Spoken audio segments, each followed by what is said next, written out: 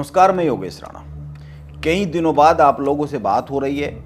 इस बीच राज्य में कई महत्वपूर्ण घटनाएं घट गई है, लेकिन इन घटनाओं पर आप लोगों से बात नहीं हो पाई।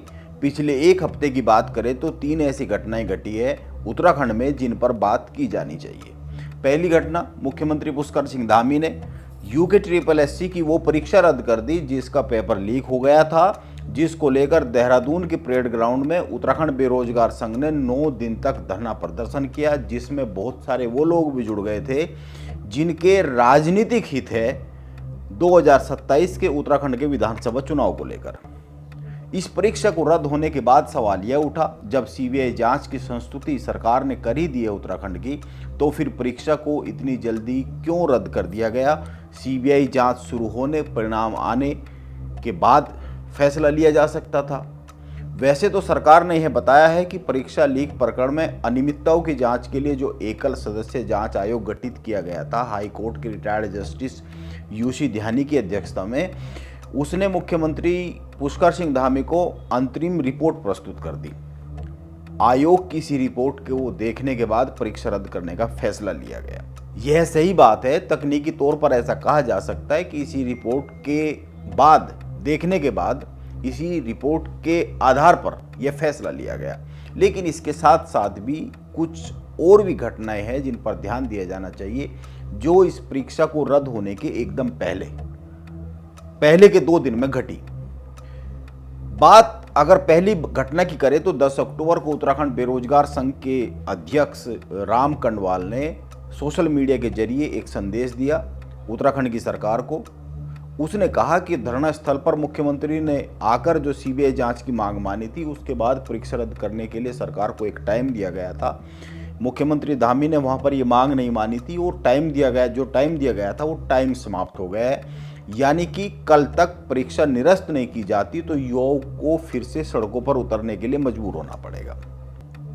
ये पहली बात। दूसरी बात, इसी दिन यानी 10 अक्टूबर को ही BJP के कुछ विधायक और BJP के कुछ पदाधिकारी मुख्यमंत्री पुष्कर सिंह धामी से मिले और विवादों में आई इस परीक्षा को रद्द करने की मांग की।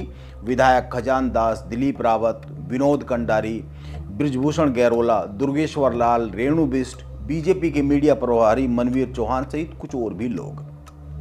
ये लोग केवल मुख्यमंत्री पुष्कर सिंह धामी से ही नहीं मिले, इन लोगों ने मुख्यमंत्री से मुलाकात के बाद मीडिया से बात की और इस बातचीत में इन्होंने बताया कि उन्होंने मुख्यमंत्री से क्या मांग की है।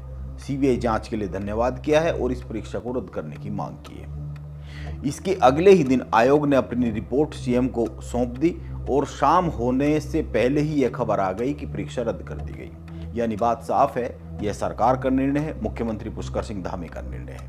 जब मुख्यमंत्री धामी ने धरना स्थल पर जाकर CBI जांच की घोषणा की थी, तो उसके बाद जो हुआ था उसको ध्यान में लाना चाहिए, उस पर बात की जानी चाहिए। लेकिन इस बार ऐसा कुछ नहीं हुआ जैसा उस समय हुआ था। न तो BJP के सांसद त्रिवेंद्र सिंह रावत श्रेय लेने के लिए आगे आए, उनके घर पर कोई जश्न मना, और ना ही BJP के कुछ अन्य जो नेता है, राज्यसभा सांसद है, प्रदेश के अध्यक्ष है BJP के, इन लोगों ने सोशल मीडिया पर कोई ऐसा संदेश लिखा जिससे यह मैसेज जाए कि श्रेय लेने की कोशिश की जा रही है, श्रेय लेने की कोशिश के तौर पर उसको देखा जाए। परीक्षा रद्द होने के निर्णय के अगले ही दिन उत्तराखंड का बेरोजगार संघ है, इससे जुड़े हुए जो लोग हैं, इसके अध्यक्ष है और अन्य लोग मुख्यमंत्री धामी से जाकर मिले और इस निर्णय के लिए मुख्यमंत्री पुष्कर सिंह धामी को धन्यवाद दिया।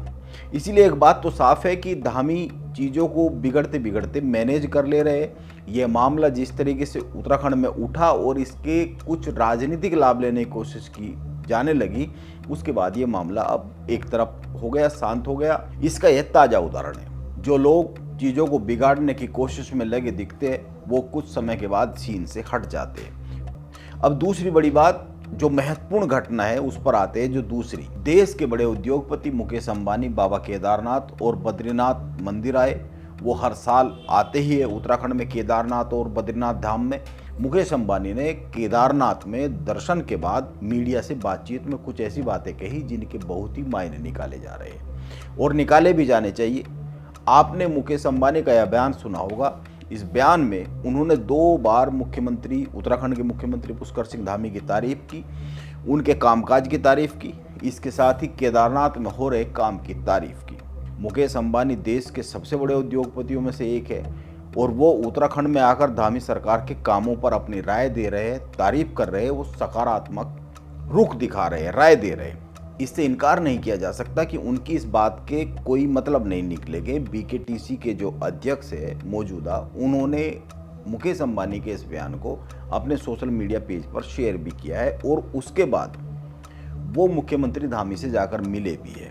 जाहिर सी बात है, उत्तराखंड की मौजूदा सरकार के लिए एक अच्छा संकेत है कि देश का सबसे बड़ा उद्योगपति, सबसे बड़े उद्योगपतियों में से एक आकर सरकार की तारीफ कर रहा है, मुख्यमंत्री की तारीफ कर रहा है। नमस्कार, मैं योगेश राणा।